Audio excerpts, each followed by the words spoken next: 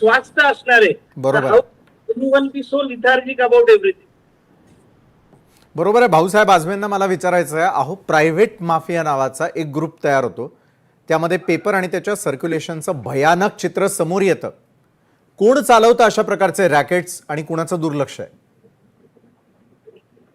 आज आमचे नेते राहुलजी गांधी यांनी याच्याविषयी अत्यंत स्पष्ट पद्धतीने प्रतिक्रिया दिलेली आहे. हा जो प्रकार आहे म्हणजे 22 लाख विद्यार्थी देशभरातले जे पूर्ण वर्षभर अभ्यास करत असतात त्यांच्यावर काय मानसिक ताण असतो याची आपल्याला कल्पना आहे. अशा स्थितीमध्ये गेल्या 10 वर्षामध्ये या सरकारचा रेकॉर्ड असा आहे की 89 पेपर फुटलेले आहेत आणि त्याच्यामध्ये ही नीटचा पेपर 2024 साली देखील फुटलेला होता.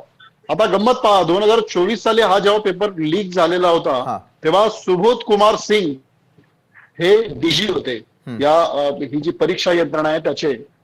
त्यावेळी पण अशा पद्धतीने जेव्हा लोकांमधून रोष बाहेर यायला लागला तेव्हा तातडीनं मोदी सरकारनं त्यांना कंपल्सरी लीव्हवर टाकलं. आता खरा प्रश्न असा आहे की ते डीजी आत्ता कुठे आहेत? विशालजी, आत्ता ते डीजी छत्तीसगडच्या भाजप सरकारच्या याच्यामध्ये प्रिन्सिपल सेक्रेटरी आहेत. म्हणजे याचा अर्थ काय होतो की जिसकी जितकी बडी चोरी उसको उतना बडा इनाम. म्हणजे याचा अर्थ असा होतो की जे या सिस्टीमला कारणीभूत आहेत त्यांच्यावरती कारवाई करण्याऐवजी त्यांना बक्षीस देण्याची भूमिका ही मोदींनी वारंवार ठेवली. आणि म्हणून या सर्व प्रकरणामध्ये जर भागीदार कोण असेल तर भागीदार भाजप आहे. भाजपला हे आरोप मान्य आहेत का? आणि म्हणूनच वरपासून खालपर्यंत या सगळ्या यंत्रणांकडे दुर्लक्ष करण्याचं काम हे मोदींकडून आणि या सरकारकडून होतंय. त्यामुळे या मुलांच्या भविष्याचा लिलाव हा मोदींनी केलेला आहे, हा यांनी केलेला आहे. आणि म्हणून विश्वास पाठकांकडून आपण उत्तर घेऊयात. सध्या सगळ्या गोष्टीचं नाशिक कनेक्शन, त्याचबरोबर विरोधकांच्या टीकेवरती आपण आहात. विद्यार्थ्यांचं भविष्य टांगणीला असताना विद्यार्थ्यांच्या भवितव्याचं पुढे काय, या विद्यार्थ्यांनी कुणाकडे हा प्रश्न उपस्थित करावा? विश्वास पाठकजी. विशालजी, ही 3 मेला जी काही नीटची परीक्षा झाली आणि त्यातलं एकंदरीत हे जे पेपर लिकिंग वगैरे झालं त्यामुळे 23 लाख विद्यार्थ्यांना खरोखरच एक मनस्ताप झालेला आहे.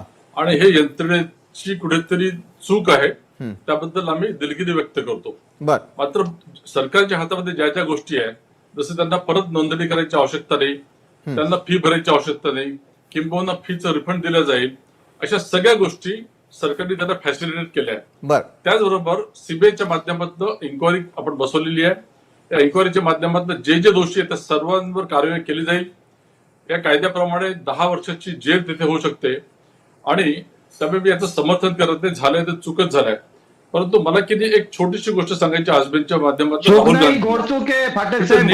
जी आहे विद्यार्थ्यांशी जेव्हाशी तुम्ही खेळताय, पूर्ण भारतभराची परीक्षा आहे. मात्र राज्यातल्या लहान लहानच्या परीक्षा आहेत. राजस्थानची असतो Rajasthan eligibility for elementary teachers, sub inspector recruitment exam, forest guard, नंतर झारखंड, पंजाब, कर्नाटका, वेस्ट बेंगॉल, तेलंगणा, छत्तीसगड, हिमाचल प्रदेश, तामिळनाडू, दिल्ली, इथे सर्व इंडी सरकारचं हे लोकल लेवलला देखील गुफप केलेलं आहे. पुनर्परीक्षा झालेल्या आहे. त्यामुळे पुनर्परीक्षेचं मी डिफेन्स करणार नाही, त्याबद्दल मी बोलणार नाही. जे झालं ते चुकीचंच झालंय. मात्र आपल्याला व्यापकतेने हा विचार करून अशा प्रकारच्या घटना परत कशा होणार नाही या दृष्टीने प्रयत्न करणं आवश्यक आहे. बरं, ऍडव्होकेट अमोल मातेलेंकडे जाईल मी याला. अमोलजी, उत्तर द्यायला हवं. 2024 मध्ये हाच प्रकार घडलेला होता. सुबोध कुमार सिंग यांच्यावर तुम्ही काय कारवाई केली? त्यावेळी जे दोषी होते त्यांच्यावर काय कारवाई केली? त्यांच्यावर कारवाई न करता त्यांना प्रिन्सिपल सेक्रेटरी म्हणून बक्षीस दिलं, म्हणून या घटना वारंवार घडतायत. भाजप नरेंद्र मोदी सुप्रीम कोर्टाने सांगितलं पुनर्परीक्षा घ्यायची आवश्यकता नाही. यावेळेस सरकारने सुयोमोटो ऍक्शन घेऊन पुनर्परीक्षा घेते. थोडा अभ्यास करून बोला आजबे साहेब.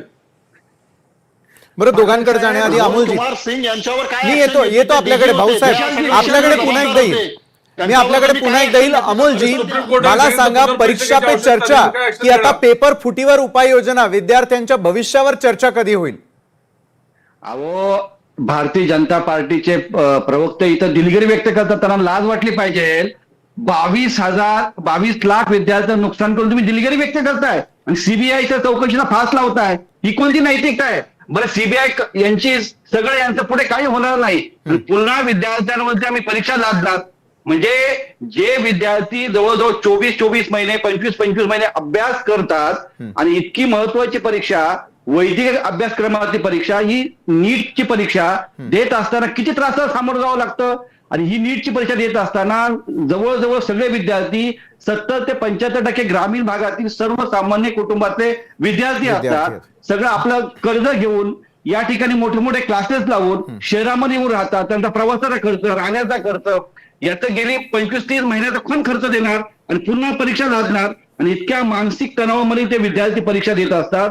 त्याच्यामध्ये सगळे पालक इन्व्हॉल्व असतात, सगळं कुटुंब इन्व्हॉल्व असतं. अशा परिस्थितीमध्ये 3 तारखेला परीक्षा झाल्यानंतर 9 दिवसानंतर यांना जाग येते की पेपर फुटले त्या ठराविक ठिकाणी त्या लोकांना अटॅक केला पाहिजे. कोणतरी असा ग्रुप तयार करतो. सोशल मीडियावरती राजकीय पक्षाच्या कार्यकर्त्यांनी काही जर पोस्ट टाकल्या त्यांच्यावर तात्काळ कारवाई केली जाते, त्यांना जेलमध्ये टाकलं जातं. परंतु असे ग्रुप तयार करण्यावर कोणती कारवाई होत नाही. म्हणजे 10 दिवसांना तुम्हाला दावा शोध लागतो आणि तुम्ही सांगता आम्ही दिलगिरी व्यक्त करतो. अरे लाज वाटते पाहिजे तुम्हाला दिलगिरी व्यक्त करताना सुद्धा. या ठिकाणी कितीतरी विद्यार्थ्यांनी नुकसान केलेलं आहे. सगळ्या विद्यार्थ्यांचे जीव टांगणीला लागलेले आहेत, मानसिक त्रास झाले, प्रचंड तणावामध्ये विद्यार्थी आहेत आणि तुम्ही पुन्हा परीक्षा लादतात. या परीक्षा लादण्याचं काम भारतीय जनता पार्टीचे करते.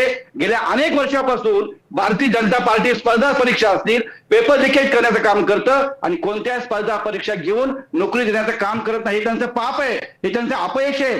त्यांच्या सरकारमधले अधिकारी देखील या ठिकाणी दोषी आहेत, त्यांना मिळालेले आहेत. संगनमताने हे रॅकेट चालवतात आणि या ठिकाणी लाखो रुपयाची लूट आणि भ्रष्टाचार करतात आणि कोचिंग क्लासेसला फायदा करण्याचं काम हे सरकार करतंय. यांनी माफी मागून चालणार नाही. परीक्षा सुद्धा पुनर्परीक्षा झाली काय तुम्ही शहाणपणा शिकवता? चूक आहे तर चूकच आहे. पण तुमच्या राज्यांमध्ये लहान परीक्षांमध्ये पुनर्परीक्षा होत काम हे सरकार करतंय. हे कदापि सर होणारं सरकार आम्हाला नकोय. याला खाली खेचलंच पाहिजे. विद्यार्थ्यांच्या हिताशी खेळण्याचा कोणता बरं, विद्यार्थ्यांच्या हिताशी